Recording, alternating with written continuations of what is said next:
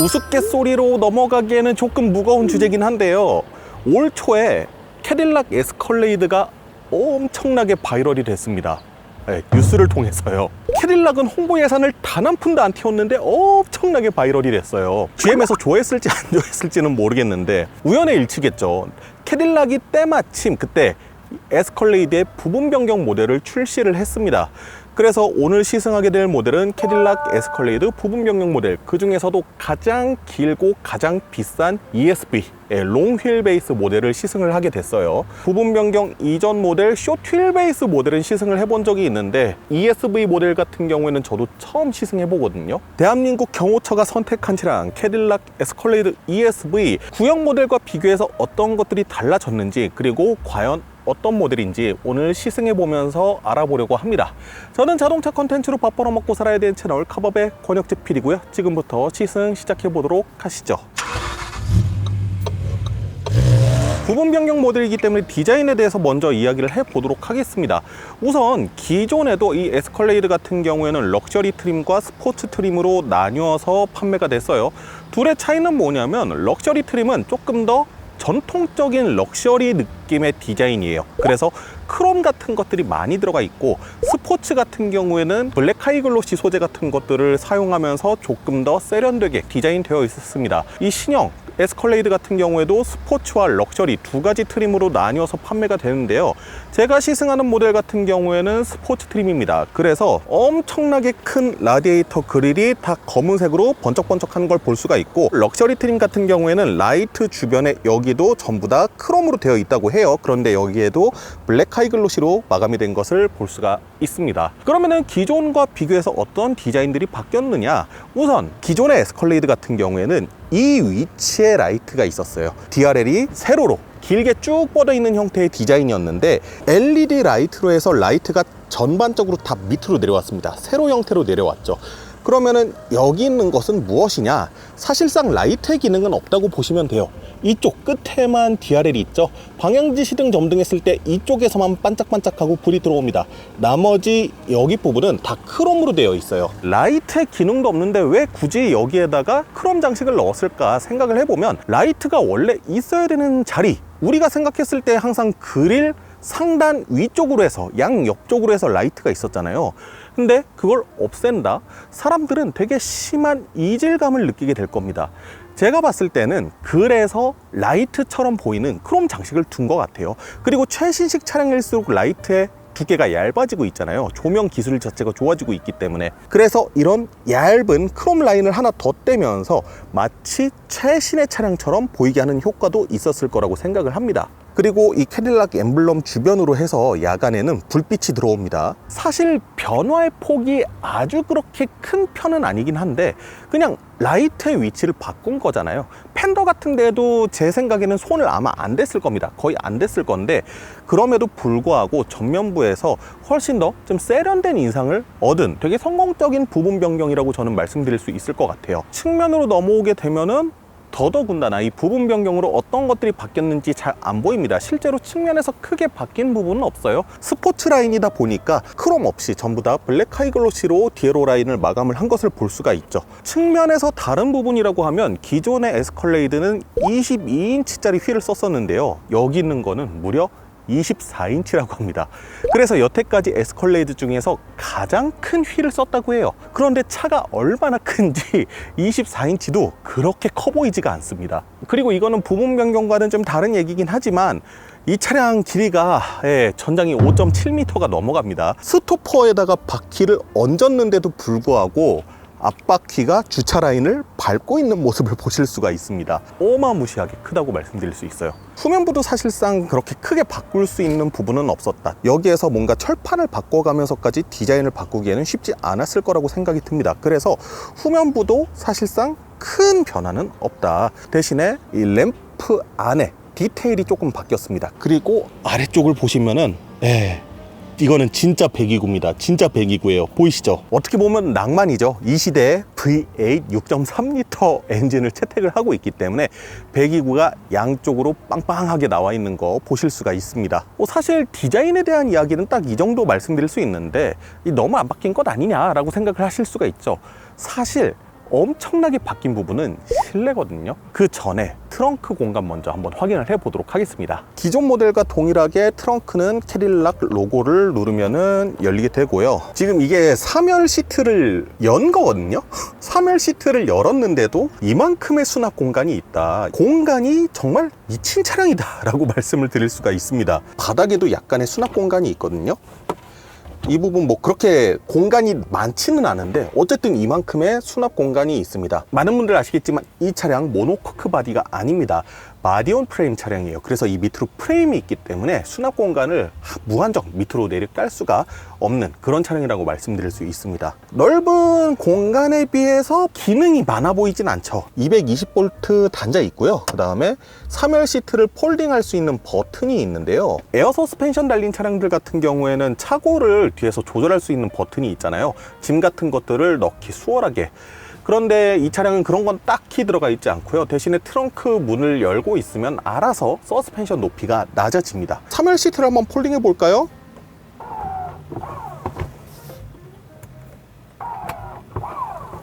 (3열) 시트 같은 경우에도 전동식으로 폴딩이 되고요. 2열 시트 같은 경우에는 모든 것이 다 전동식으로 되어 있습니다.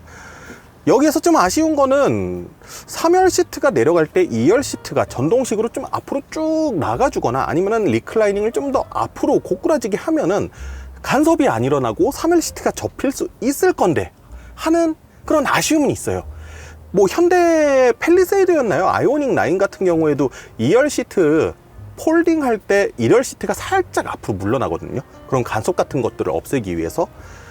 그런데 조금 아쉬운 부분이 있다라고 말씀드릴 수 있죠. 이렇게 제가 시트를 일일이 조절을 좀 해줘야 됩니다. 시트가 폴딩된 걸 보실 수가 있는데 과장 안 보태고 중형 SUV 2, 3열 시트 폴딩하면 대충 이 정도 공간 나올 겁니다. 2열 시트 안 접고 3열만 접었는데도 어마무시한 공간이 나온다. 올리는 것 역시 전동식으로 이렇게 올라갑니다. 그러면 지금부터 2열 공간 보여드릴 건데 참고로 에스컬레이드가 이번에 부분 변경 모델을 출시를 하면서 특히 이 ESV 기준으로 해서는 가격이 2천만 원 이상이 올랐어요. 저도 사실 처음에 보도자료만 접했을 때는 생각보다 너무 많이 올리는데? 라는 생각을 했었거든요. 그런데 제가 경험을 해보니까 대략 그 납득은 돼요. 이게 ESV 모델에는 과거에도 있었는지 모르겠어요. 아마 없었지 않았을까라는 생각이 드는데 일단 숏바디 모델에는 없었습니다. 이번에 추가된 게 자동문이 추가가 됐어요. 뭉치를 당기는 게 아니라 이 안에 누르는 버튼이 있거든요. 한 번만 누르면 이렇게 문이 열리는 것 확인하실 수 있죠. 그리고 기존의 ESV 모델 같은 경우에는 그냥 독립식 시트로만 되어 있었어요. 어떤 기능들이 있거나 그렇진 않았는데 이번에는 센터 터널이 있는 위쪽으로 해서 완벽하게 공간을 분리시키고 컵홀더라든가 좌석을 조절할 수 있는 이런 인포테인먼트를 넣어놨죠. 이러면서 기존의 모델보다 훨씬 더 소퍼 드리븐 같은 느낌을 자아낸 것을 보실 수가 있습니다. 문도 살짝만 당겨주면 이렇게 알아서 닫힙니다. 참고로 이 뒤에 달려있는 개별 인포테인먼트는 구형 ESV에도 달려있던 거예요. 물론 소프트웨어는 그보다 조금 더 발전하지 않았을까 생각을 해보는데 매도 먼저 맞는 게 낫다고 좀 아쉬운 것에 대해서 말씀을 드려보겠습니다. 요즘에 되게 많은 차량들이 인포테인먼트를 중요시하게 생각하는데 그러면서 쌍방향 통신 이런 것들을 많이 쓰잖아요. 그런데 아직까지 HDMI에만 의존을 하고 있습니다. 통신을 통해서 뭐 유튜브를 본다든가 넷플릭스를 본다든가 이런 기능이 안 돼요. 무조건 HDMI를 꽂아서 뭔가를 봐야 돼요. 물론 요즘에 HDMI에 꽂아서 통신을 하는 그런 동글 같은 것들도 있긴 하지만 이게 순정으로 안 달려 있다는 거는 조금 아쉬운 부분이라고 말씀드릴 수 있을 것 같습니다. 조수석 시트가 운전석 시트보다 조금 더 뒤로 밀려나 있거든요. 근데 사실 그런 거는 크게 의미가 없습니다. 그럼에도 불구하고 주먹이 3개 들어가는 레그룸이 만들어지거든요. 레그룸이 많이 확보가 되다 보니까 발 공간이 부족하다 뭐 그런 건 신경 쓸 여유가 없죠. 일부러 1열 시트 앞쪽으로 발을 밀어 넣어도 그렇게 부족한 공간이진 않습니다. 시트를 제일 앞으로 슬라이딩 하게 됐을 때에는 아까 전에 주먹이 3개까지 들어가던 공간에서 아예 주먹이 안 들어가는 앞시트와 무릎이 맞닿는 이 정도의 공간까지 만들어지고요. 시트 리클라이닝을 어느 정도 세워놨는데요. 주먹까지는 안 들어가고 손날 하나 정도, 손날 중에서도 가장 두꺼운 부분이 들어가는 정도의 헤드룸 공간 남습니다. 이전에 쇼틸 베이스 모델 탈 때도 말씀드렸지만 이 차량이 바디온 프레임 방식이기 때문에 차체 바닥 자체가 높아요. 그렇기 때문에 차가 앞만 커도 헤드룸이 그렇게까지 많이 남진 않습니다. 그런데 뭐 이 정도면은 크게 불편함은 없는 정도의 수준이다. 리클라이닝을 제일 뒤로 많이 하게 됐을 때는 상당히 많이 넘어가요. ESV 정도 되고 사실 이렇게까지 2열 시트를 분리를 했다는 거는 진짜 소퍼 드리븐으로서 생각을 한다는 거거든요. 그만큼 뒤로 제법 많이 눕혀지는 편입니다. 에어벤트는 천장 쪽에 있습니다. 조명 같은 것들이 있고 옷걸이도 있고요. 별도의 햇빛 가리개는 마련되어 있지 않고 손잡이 가죽으로 잘 되어 있고요. 시트백 포켓 가죽으로 잘 마련되어 있습니다. 컵홀더 있고요. C타입 USB 양 옆으로 있습니다. 그 다음에 이 수납 공간 아래쪽으로 해서 이만큼의 또 어마무시하게 큰 수납 공간이 마련되어 있어요. 그래서 여기 보면은 HDMI 단자 있고 밑으로는 220V 단자도 있는 것을 확인할 수가 있죠. 그리고 센터에 인포테인먼트가 있는데 이걸로 어떤 걸 조절할 수 있느냐, 우선 공조를 조절할 수 있는데 안타깝게도 4존 시스템은 아니에요. 3존 온도 조절 창이 하나밖에 없는 거 보이시죠? 3존 형태로 되어 있고요. 시트를 조절할 수가 있는데 통풍 시트 들어가 있습니다. 열선 시트도 등받이만 데펴줄 거냐 아니면 등받이랑 방석 다 데펴줄 거냐 볼 수 있고, 그 다음에 위치 조정을 옆에 있는 레버를 사용하지 않더라도 여기에서 또 사용이 가능합니다. 마사지 기능이 들어가 있어요. 지압하고 주무르기가 있는데 주무르기로 해서 3단계로 한번 해보겠습니다. 제가 1열 운전할 때 한번 써본 적이 있거든요. 덜한 것 같은데 힘이 렉서스 LM보다는 그래도 낫다. 스마트폰을 보관할 수 있는 공간이 있는데 이게 충전까지 될 것 같지는 않거든요. 제 스마트폰인데 네, 충전까지 되진 않고요. 그냥 스마트폰을 보관할 수 있는 장소 정도가 있다. 그리고 간이 탁자가 있습니다. 뽑아서 이렇게 사용을 할 수가 있어요. 이 정도면은 여기에다가 노트북 놔두고 뭔가 작업을 한다거나 그럴 수도 있겠죠. 3열 공간에 대해서 또 궁금해 하시는 분들이 계실 것 같은데 3열 공간은 일단 타면서 말씀을 드릴게요. 애초에 3열 공간의 활용을 극대화할 것을 생각하고 차를 만들었다면 2열 시트에서 버튼 하나만 눌렀을 때 딱 앞으로 쫙 밀어지는, 그래서 3열 시트로 접근이 용이하게 하는 그런 기능이 있었을 것 같은데 이 차량에는 딱히 그런 기능이 없어요. 그래서 3열로 들어가기 위해서는 직접 수동으로 일일이 이렇게 해줘야 됩니다. 그래, 이것까지는 그럴 수 있다 치는데 저는 이거를 보고 이 차는 이 명목상 7인승을 만들긴 했는데 타지 마라 라고 만드는 공간이구나 라는 걸 느꼈던 게요, 2열 시트벨트가 C필러 쪽에 고정이 되어 있고 아래쪽은 이쪽에 고정이 되어 있습니다. 그래서 3열에 털렸는데 안전벨트가 일단 가로막고 있어요. 그냥 명목상 만들어 놓으니까 굳이 타려고 하지 마라는 거랑 마찬가지거든요. 그럼에도 불구하고 3열을 타야 되는 순간이 있다. 고난과 역경을 헤치고 3열에 타봤습니다. 그럼에도 불구하고 3열 공간성 나쁘지 않습니다. 3열도 제법 넓은 편이고요. 물론 지금 이게 시트가 슬라이딩이 제일 뒤로 되어 있는 상황은 아니거든요. 그래서 슬라이딩을 제일 뒤로 하면은 뒷부분이 조금 답답하긴 한데 그렇다고 해서 못할 공간은 아니에요. 3열 위에 에어벤트 마련되어 있고요. 조명 같은 것들도 마련되어 있습니다. 컵홀더 있고요. USB-C 타입 있고 시트백 포켓 정도 있고요. 그런데 3열 편의 장비는 이게 끝입니다. 2열 공간 편의성을 생각해 봤을 때는 3열에는 진짜 뭐가 없다. 심지어 트렁크가 이렇게 넓은 차인데 리클라이닝 기능 없습니다. 등받이 각도 자체가 그렇게 눕혀 있는 편이 아니거든요. 좀 세워져 있는 편인데 그럼에도 불구하고 따로 리클라이닝을 지원을 하지 않습니다. 그런데 ESV여서 조금 더 편한 부분이 있어요. 뭐냐면 단순하게 공간이 더 커져서 3열이 더 편해진 게 아니에요. 우리가 쇼틸 베이스 모델을 봤을 때도 3열이 있거든요. 근데 쇼틸 베이스는 2열하고 3열 넘어가는 사이에 휠 하우스가 있습니다. 이 부분에 실제로 바퀴가 달려 있는 거예요.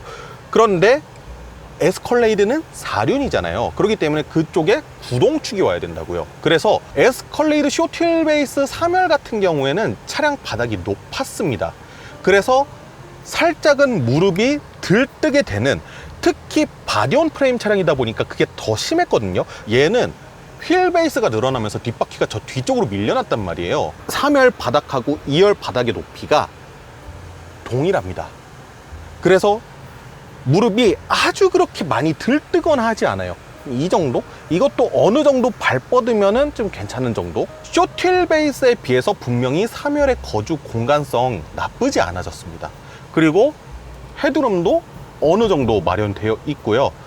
발 공간은 조금 부족한 편이에요. 2열 시트 밑에 뭔가 좀 불쑥 튀어 올라온 게 있어가지고 발 공간은 조금 부족하고 이 정도입니다. 그런데 시트 구성이라든가 접근성이라든가 이런 것들을 봤을 때 이 차 그냥 4명이 타, 뭐 7명이 탈라 그래, 맹목상 만들어 놓은 거야, 약간 그런 느낌이 강하다. 인테리어는 정말 환골탈퇴 수준으로 많이 바뀌었죠. 특히 최신의 트렌드에 맞게 디스플레이가 운전석 끝부터 조수석 끝까지 쭉 연결되어 있는 듯한 디자인을 가지고 있습니다. 실제로는 운전석부터 이쪽까지가 하나의 디스플레이고요. 조수석 쪽 디스플레이는 이쪽에서 끊겨서 다시 연결되어 있는 형태로 디자인되어 있습니다. 에스컬레이드에서 처음으로 도입했었던 디스플레이가 약간 두 겹 형태로 되어 있고 디스플레이임에도 불구하고 유선형으로 되어 있어서 되게 이쁜 디자인으로 되어 있었단 말이에요. 그것을 포기하고 이렇게 쭉 펼쳐진 디자인, 특히 이런 인포테인먼트의 디자인은 중국에서 좀 많이 쓰는 형태잖아요. 그래서 어쩔 수 없구나, 트렌드긴 한데 좀 뭔가 아쉽다라는 생각을 했었는데 실제로 보니까 여전히 뭔가 미국적인 느낌이 많이 나요. 특히 이런 우드, 엄청나게 넓은 우드 내장재를 쓰면서 미국 차는 미국 차구나 라는 느낌이 들고요. 이런데 가죽, 그다음에 기존의 에스컬레이드에선 못 봤던 것 같은데 직물, 특히 패브릭 소재를 좀 많이 씀으로 인해서 뭔가 조금 더 포근한 느낌이 든다고 말씀드릴 수 있을 것 같아요. 유선형으로 되어 있었던 인포테인먼트 디자인이 이쁘긴 이뻤지만 기능적으로 아쉬운 부분이 있었거든요. 뭐냐면 애플 카플레이라든가 안드로이드 오토를 썼을 때 걔네는 사각형만 지원을 하거든요. 그러다 보니 유선형의 디자인 안에 사각형에 맞춰서 또 작은 프레임이 하나 들어서게 되는 거예요. 그거는 조금 아쉽다고 말씀드릴 수 있었는데 가운데 정확하게 사각형 형태의 앱 커넥트 기능이 들어가게 되면서 전보다 넓게 화면을 쓰는 것을 볼 수가 있습니다. 라운드 형태의 디스플레이를 쓰면서 가운데 쪽의 디스플레이가 상대적으로 멀어졌거든요. 그러면서 이 아래쪽에 별도의 디스플레이가 생겼습니다. 그래서 공조라든가 시트의 기능들 사용할 수 있고요. 우리가 설정으로 많이 쓰는 것들, HUD의 위치라든가 글로브 박스 해제, 뭐 이런 것들, 카메라라든가 그런 것들 띄울 때는 여기 있는 가까운 화면들을 통해서 또 사용을 할 수가 있습니다. 아쉬운 점 2가지만 말씀드린다고 하면 조석에 있는 디스플레이 상당히 와이드하고 넓게 되어 있어요. 그래서 컨텐츠를 본다던가 하면은 되게 몰입감이 좋을 것 같은데 역시나 저기도 HDMI만 지원을 합니다. 양방향 통신이 안 돼요. 두 번째, 이 차량에는 순정 내비게이션이 지원되지 않습니다. GM의 순정 내비게이션이 옛날부터 되게 별로긴 했어요. 그래서 사실 앱 커넥트를 쓰면은 그게 제일 좋긴 한데 스마트폰 무선 충전기가 여기 있거든요. 근데 문제는 핸드폰을 여기다가 놨을 때 시승 차량의 문제인지는 모르겠지만 GPS 반응이 좀 느려집니다. 스마트폰 무선 충전기 위치가 이 앱 커넥트랑 호환이 조금 안 맞지 않나 하는 그런 아쉬움이 있다고 말씀드릴 수 있을 것 같아요. 스피커 같은 경우에는 구형 모델과 동일하게 AKG 거를 쓰거든요. 그런데 대시보드 앞에 다 스피커입니다. 다 스피커가 엄청 많아요. 천장에도 있고요, 천장에도 하나만 있는 것도 아니에요. 여기도 있고 여기도 있고, A필러에도 큰 트위터 있고요, 도어 트림에도 보면은 뭐 상하에서 위아래로 나뉘어져 있고 디스플레이 양 끝으로도 달려져 있죠. 상당히 많은 스피커의 개수를 가지고 있는데 그렇다면 오디오 어떨지 한번 들어보도록 할게요.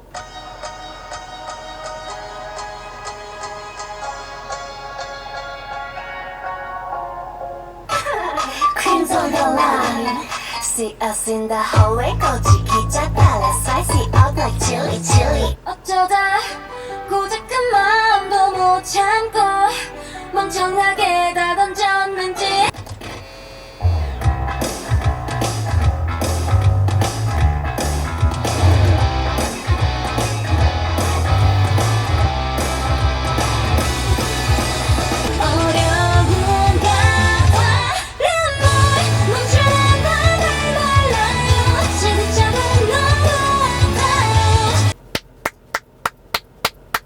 야, 오디오가 정말 좋네요. 와, 파워가 어마무시합니다. 킥드럼으로 빡빡 때리는 부분이 있잖아요. 그냥 와서 그냥 귀시야대기를 때려버리는 느낌이에요. 그럼에도 불구하고 각 악기마다 이 변별력 상당히 뛰어나고요. 아쉬운 부분이라고 하면은 이 풍부한 사운드, 좀 풍부한 느낌을 내는 부분에 있어서 살짝 아쉬운 느낌이 있는데, 이거는 이퀄라이저 세팅 조금만 조정하면은 나름 그 풍부한 느낌도 살려줄 수 있을 것 같아요. 오디오는 진짜 좋습니다. 그리고 이걸 말씀을 안 드릴 뻔했네. 구형 에스컬레이드 숏 휠 베이스 버전 타면서 이건 선 넘었지 라고 말씀드린 부분이 있어요. 뭐냐면 어쨌든 1억이 넘는 차인데 2열 유리창 오토업이 안 되는 건 좀 선 넘지 않았느냐라는 얘기를 했었거든요. 오토 다운만 됐어요. 윈도우가. 버튼 한 번만 딸깍 할게요. 딸깍. 어떻게 보면 당연한 거긴 한데 드디어 오토업이 됩니다. 전 윈도우 전부 다. 진작에 이렇게 해줬어야죠.